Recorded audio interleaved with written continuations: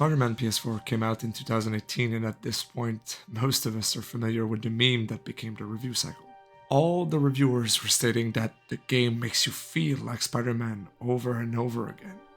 I would say that the meme has evolved to the point where it's almost impossible to make a review without starting with a montage of a couple reviewers saying it in quick succession because it's funny. So, terrified as I am to be exactly the same as everyone and therefore having no value as a human being, I decided to not finish a sentence and make a video about how the game makes you feel. Period. And I promise it's not because I'm just too lazy to see the whole thing. There's a point I'm trying to make. Because I think Insomniac did something quite amazing. They managed to make the usual open world filler content, dare I say, compelling?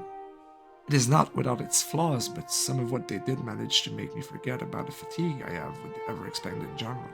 There are days where it feels like most action franchises are slowly migrating towards the open world, and most of the time, it feels forced. The good old quality versus quantity conundrum. And yet for Spider-Man, when you boil it down, it is simple. It's the open world markers or the main story. And that clear distinction is the basis for the flow of the game.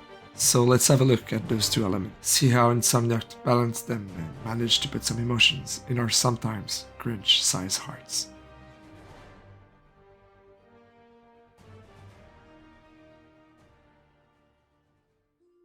To begin, I'll do something that is rarely a flattering process. Let's compare a game to The Witcher 3. Both The Witcher and Spider-Man try to solve the pitfalls of the open-world adventure games by using powerful narratives to compensate the flaws of the genre. The Witcher took the Ubisoft open-world formula, and instead of creating a new mechanic or changing the gameplay to drastically transform the experience, CD Projekt Red decided to just make everything into an extensive narrative experience. Every one of the million side quests has something to say, exploring a morally grey idea, delving into a character, or sometimes putting Geralt in ridiculous situations for some comedic moments.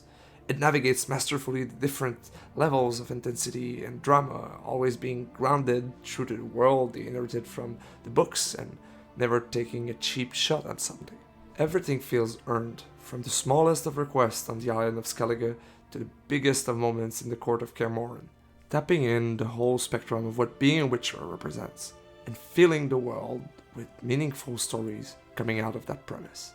It really makes you feel like a witch. Oh god, now I get why everybody says that.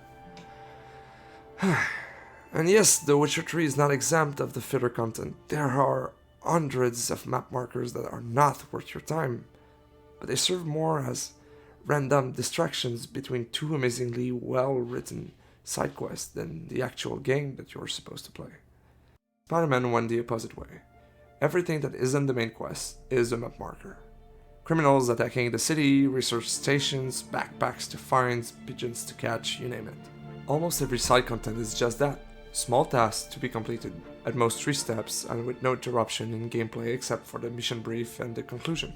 It has a very lean approach, and yet the point I'm trying to make is that Spider-Man solves some of the open world problems with its narrative appeal. That's where the idea of how does Spider-Man make you feel comes in. What they did is that they used the side content to reveal the character to us bit by bit. When I teach storytelling, there's a saying that I always go back to. It's less about what happens than who it happens to. Characters are our point of entry into these stories. They are the reason why we feel involved. And what Insomniac did is really opening a window into just who Spider-Man is, and they used every occasion to do so. For example, you have backpacks to pick up all over the city. In terms of gameplay, it's as simple as it gets. Go there and press a button. But each time there's an actual thing in the backpack, and if you choose to inspect it, it comes with a story. It's always a small remnants of Spider-Man's tales, from the drawing of a kid to a fragment of Mysterio's costume. And it comes with voice-acted anecdotes that are all about the small things, the intimate details. Not in the weird sense of the word, but just in simple terms. How he found out that his design for a type of web didn't work while he was fighting Rhino. How he missed a date with MJ because a cat stole his mask. Or even something more emotional, like when we find the photos of his deceased parents. It really puts the humanity to the forefront of what it is to be a superhero. And I think that the game is less about making us feel like Spider-Man and more about making us feel compassion for him.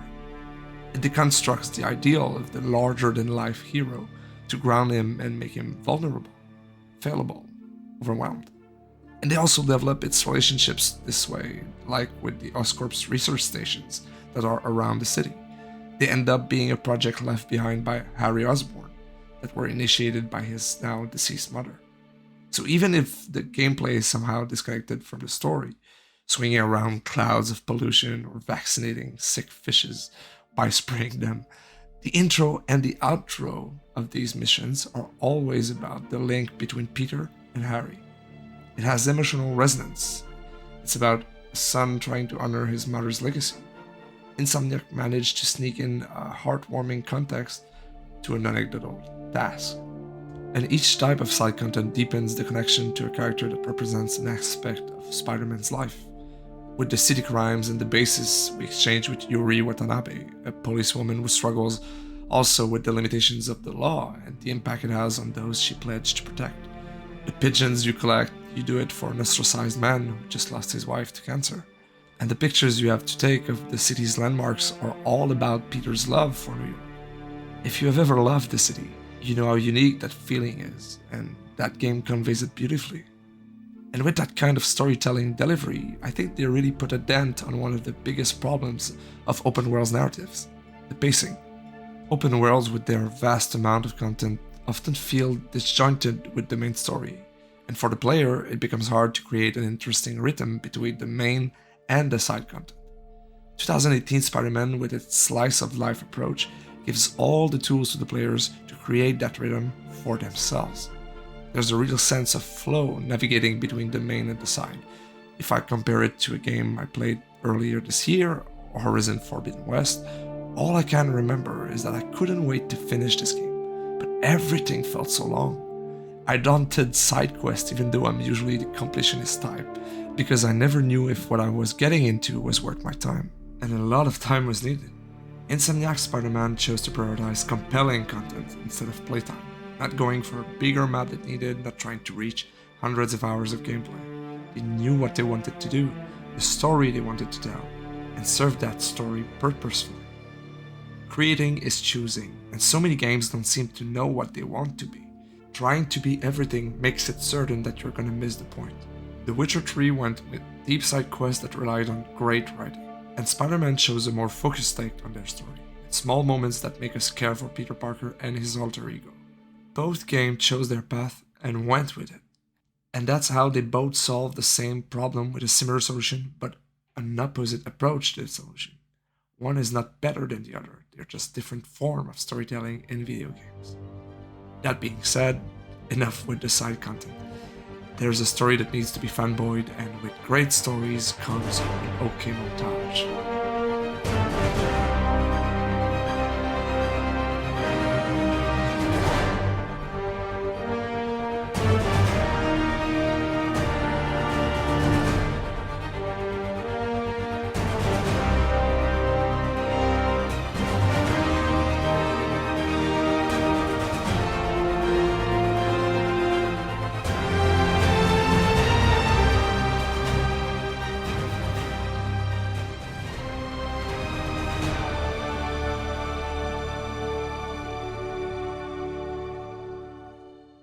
I think this game is on par, if not better, than what we've had in recent cinema entries for the character, and I say that with a lot of love for what has been done. I cried during No Way Home, I love those guys. And yet I think that this game does something the movies couldn't. It breathes. The longer form that the 20 hours of playtime gives us manages to invite the players into Peter Parker's life way more effectively, closer to something a TV show would have done. You are in Peter's struggle as he tries to balance his daily life and his vigilante adventures. And who could express that idea better than Stan Lee himself? The human aspect of superheroes has always been perhaps the most important part. Okay, we assume your superhero might be extra strong, or might be able to fly or run as fast as a comet. But unless you care about the superhero's personal life, You're just reading a shallow story. A good Spider Man story needs to be a Peter Parker story, and this is what the game delivers. Almost every major story beat links the two sides of him. Feast, the homeless shelter where May works and where he volunteers, is run by Martin Lee, who ends up being one of the main villains. The plague called Devil's Breath, who acts both as the threat and the MacGuffin during the story, is actually an attempt to cure one of his best friends, Harry Osborn. The dichotomy between his two lives was the defining element that led to Peter's breakup with MJ, and that is the core of their story arc during the game. And of course, there is Otto Octavius, but we'll talk about him a little bit later. His two lives intertwine, and as the game unravels, you get the idea that Spider Man is not at all the only one who saves the city and its people. Peter does. It's his intelligence and dedication to science, his compassion for people, may they be friends or strangers on the margin. It's his deep sense of duty that leads him to always question what is the right thing to do. They never utter the phrase, with great power comes great responsibility. They make you feel it instead. And they make you understand that the definition of power includes things that you and I have. Yes, it's about the power to do good, but most often it's about recognizing that you can cause pain and to take it on you when it's your fault. You don't need to be web slinging or to have super strength to own the impact you have on people. Which leads us to Peter and Otto's storyline. At this point, I presume that basically no one who played this game didn't know that Otto is in fact a villain. Maybe from common knowledge, seeing the movies, or reading comics. So when Peter gets a call from Otto asking him to come to the lab, we immediately know that this is where it's going. The reveal is not going to be that he is a villain. The reveal is going to be why he becomes a villain and how much it's going to hurt. And quite frankly, I didn't expect how much it would. Throughout the game, Peter and Otto are working on robotic prosthetics, means to transform the lives of people living in a world not designed for them. What struck me was this genuine excitement to do good. I have two lives, one closer to my artistic inclinations and one in research. And that dynamic between two scientists really brought me back to my college years, working long hours, most of the time not getting paid, digging at a problem and feeling like you are the only ones who understand it at all. It's a really isolating experience. It's full of ups and downs, but when you are in it, there's this naive sense of hope. You let yourself believe that it might change something. And then life happens, and your research ends up changing nothing. Because of politics, money, failure, name it. All things that don't care about the pursuit of truth or progress. All things that don't care about the people who might need help. Peter still believes, and in many ways it's the only way to survive in that environment. Even if the odds are against you, even if only 1% of researches end up being used, it takes 100 scientists who believe in what they do to allow the one who is right to do something to change the world. And the way Peter does it is by making it about everybody else, the ones he could help. It's not about being great, recognized, validated. It's about trying as hard as you can and accepting that it probably won't be enough. Otto Octavius is on the other side of the spectrum.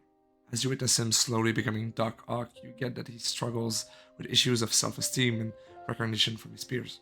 Norman Osborn's towering achievements make him feel small, insignificant. Plus, there's a reveal later in the game that he's losing the usage of his body. Everything about the research becomes personal, and that is the birth of Doc Ock. And boy, this was a little bit too close to home. It's so hard to take on your shoulders the toll of what research is, and I know how difficult it is not to become Otto.